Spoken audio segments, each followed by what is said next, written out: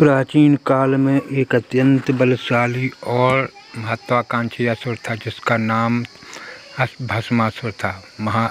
वह शक्ति और सामर्थ्य प्राप्त करने के लिए सदैव लालायित रहता था। उसके मन में यह इच्छा थी कि वह ऐसा वरदान प्राप्त करे जिससे संसार में कोई भी इसका सामना न कर सके।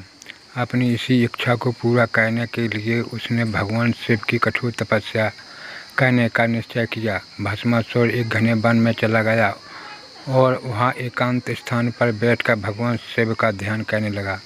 उसने वर्षों तक कठोर तप किया। वह भोजन और जल का त्याग करके केवल भगवान शिव के नाम का जाप करता रहा।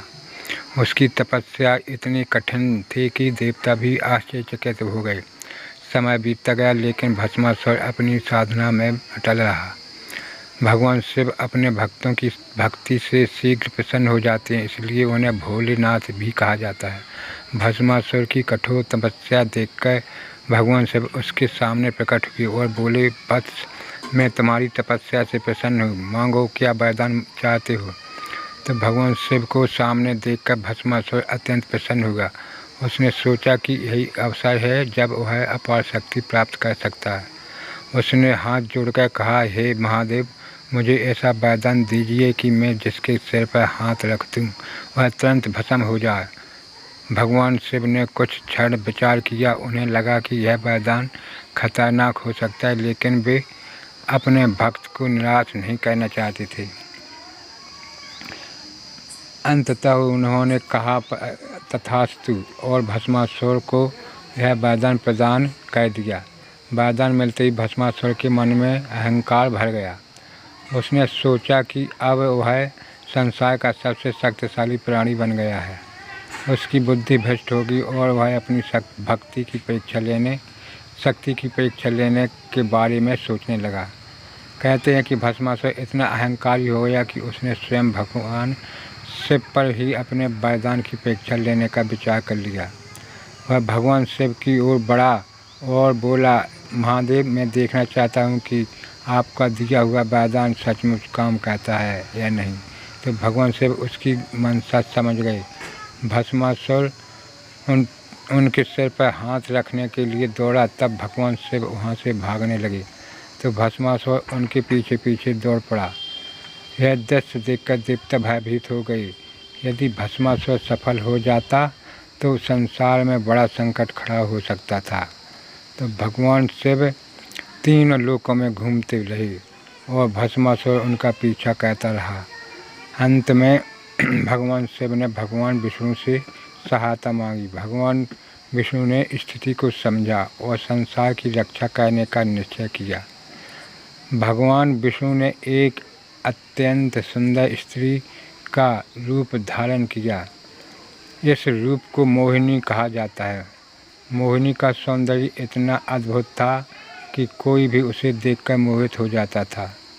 तो मोहिनी भस्मासुर के सामने प्रकट हुई। उसे देखते ही भस्मासुर मंत्रमुग्ध हो गया। वह भगवान शिव का पीछा करना भूल गया और मोहिनी को निहारने लगा। मोहिनी मुस्कुराकर बोली, हे वीर असुर, तुम कौन हो और यहाँ क्यों आए हो।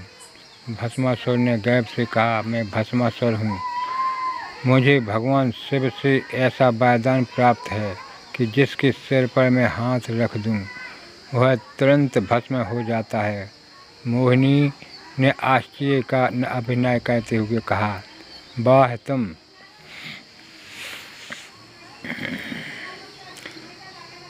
तो बहुत शक्तिशाली हो, लेकिन मैं किसी ऐसे व्यक्ति से विवाह नहीं कर सकती जो नृत्य करना न जानता हो। तो भस्मासुर तुरंत बोला, मैं तुम्हारे लिए कुछ भी कर सकता हूँ।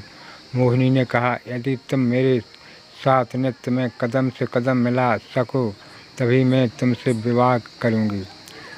तो भस्मासुर तैयार हो गया।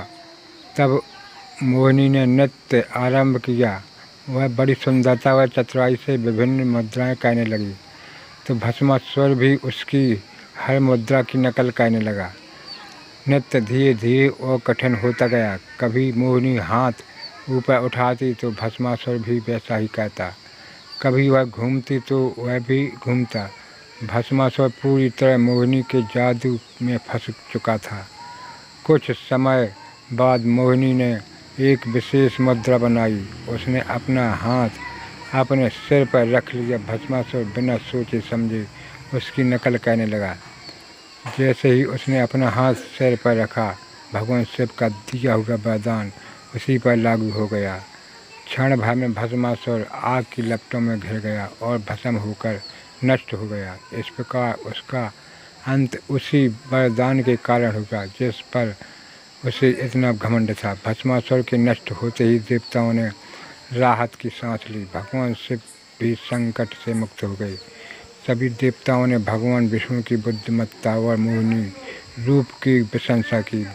भगवान विष्णु अपने वास्तविक स्वरूप में प्रकट हुए और सभी को आश्वस्त किया कि जब भी धर्म पर संकट आएगा वे उसकी रक्षा करेंगे।